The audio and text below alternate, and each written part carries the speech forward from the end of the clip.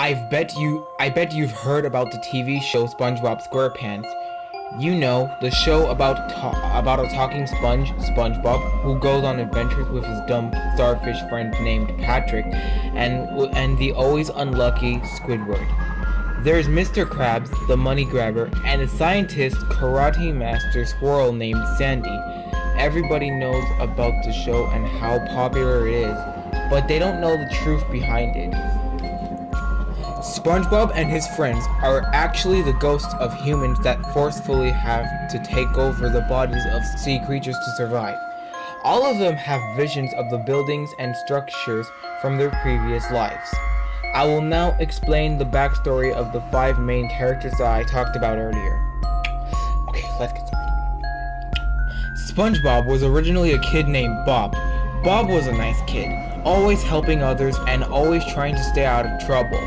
But often he did get in trouble, taking the rap for what other kids did, and often accidentally tripping someone when trying to help them. One day in 1920, when Bob was 14, while riding his bike, he accidentally went down a steep hill and fell off, putting him in a coma. After 2 weeks, he eventually died and had a proper funeral. In his sea creature counterpart, he still is very nice and still gets in trouble. Patrick in his life was named John. John was a couple years younger than Bob, and they were actually very close friends. They lived in the same neighborhood and often played together. In 1918, when John was 10, he was hit in the head very hard, giving him a brain damage and an occasionally inability to think. Then for his 5 years, he was always getting into extreme trouble, often hurting people, and was friendless to everyone except for Bob. Then in 1920, when he was like 15 years old, he was having a moment of stupidity and climbed onto the roof. He tripped and fell off the roof, cracking his head and eventually killing him. In his sea creature counterpart, he still acts dumb and is only friends with SpongeBob.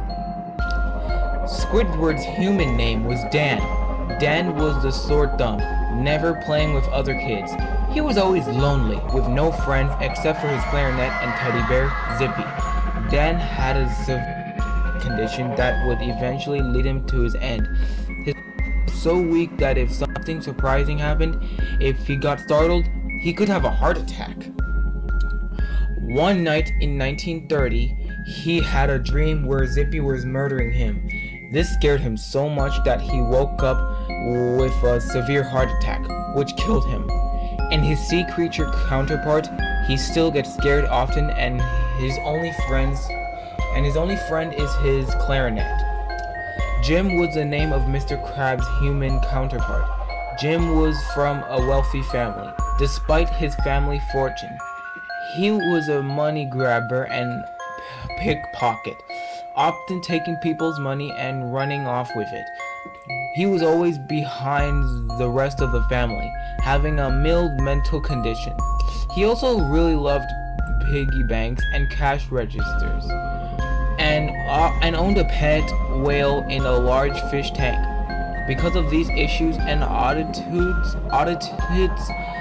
he was laughed at by his whole family. His family had a big vault where they stashed all his money. And one day in 1953, when Jim was inside it, jumping for joy because of his family gaining $1 billion, 3 huge bags of money toppled from the high shelf in the vault and crushed him to death. In his sea creature counterpart, he still hogs money and has a whale daughter named Pearl, being his whale pet. Sandy's human counterpart name was Sally. Sally was a teacher's pet. She was always winning the science fairs and often got all A+. Due to her intelligence, Kids would come to her at recess and ask her to fix their math problems. Sally was a black belt in karate, often beating all her students. She would also make many custom fireworks at a country club, which gained her major popularity. Sally was on top of the world in karate. In karate one day in 1960. Sally was on top of the world in karate.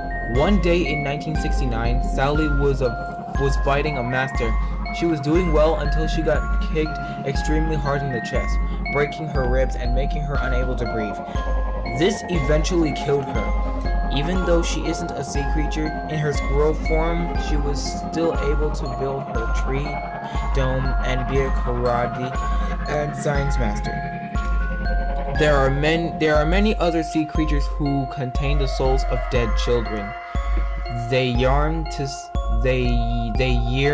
see their families again and long for their previous lives. Maybe one day, when their fish form dies, these mournful souls will take over the new baby of their previous mother. If they cannot, however, they will be trapped in a fish body forever, roaming alone across the 7 seas.